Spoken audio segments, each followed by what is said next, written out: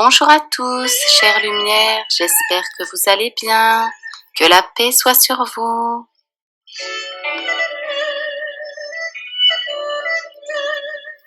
L'homme pacifique.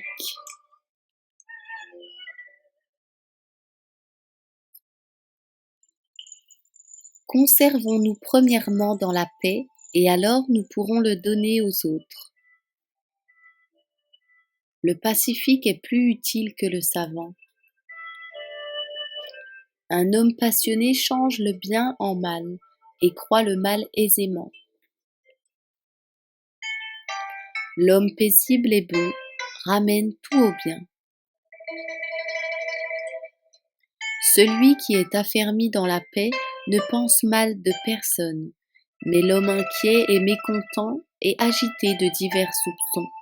Il n'a jamais de repos et n'en laisse pas aux autres.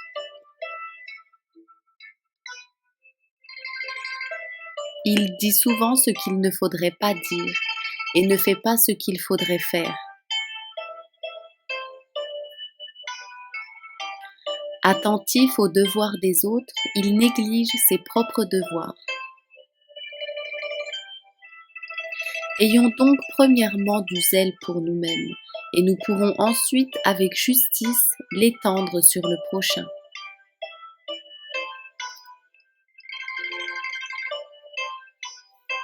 Nous savons bien colorer et excuser nos fautes, et nous ne voulons pas recevoir les excuses des autres. Il serait plus juste de nous accuser nous-mêmes et d'excuser notre frère. Si nous voulons que l'on nous supporte, supportons aussi les autres.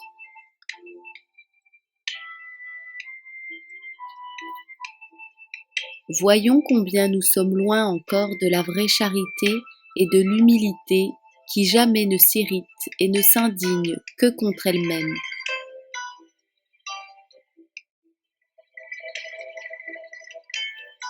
Ce n'est pas une grande chose de bien vivre avec les hommes doux et bons, car cela plaît naturellement à tous. Chacun aime son repos et s'affectionne à ceux qui partagent ses sentiments.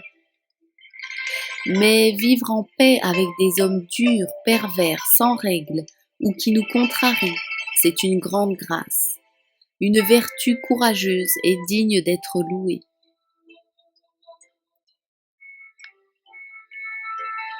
Il y en a qui sont en paix avec eux-mêmes et avec les autres.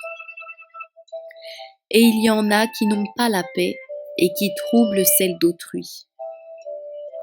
Ils sont à charge aux autres et plus à charge à eux-mêmes. Il y en a enfin qui se maintiennent dans la paix et qui s'efforcent de la rendre aux autres. Au reste, toute notre paix dans cette misérable vie consiste plus dans une souffrance humble que dans l'exemption de la souffrance. Qui sait le mieux souffrir possédera la plus grande paix. Celui-là est vainqueur de soi et maître du monde, ami de Dieu et héritier du ciel.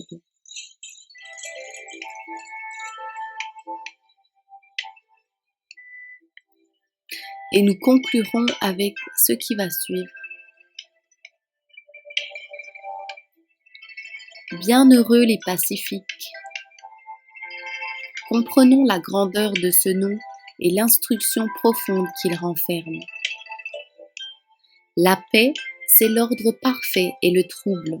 Les dissensions, les discordes, la guerre, se sont entrés dans le monde que par la violation de l'ordre ou par le péché. Ainsi, il n'y a pas de paix où règne le péché, pas de paix dans l'homme dont les pensées, les affections, les volontés ne sont pas en tout conformes à l'ordre ou à la vérité et à la volonté de Dieu.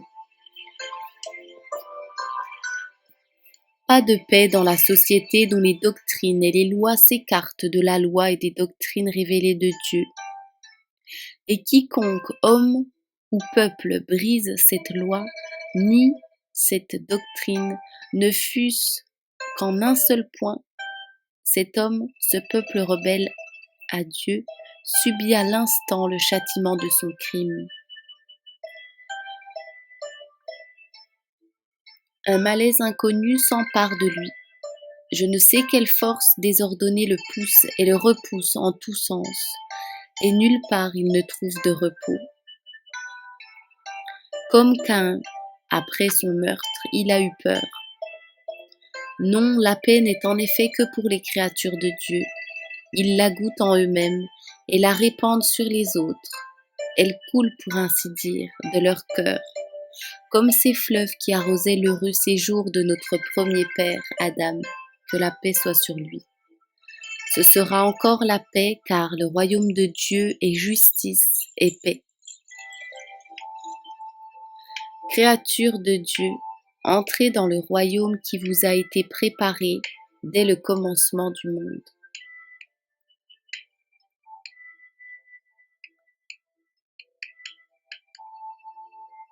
Que la paix soit sur vous, chère lumière. À bientôt, si Dieu le veut.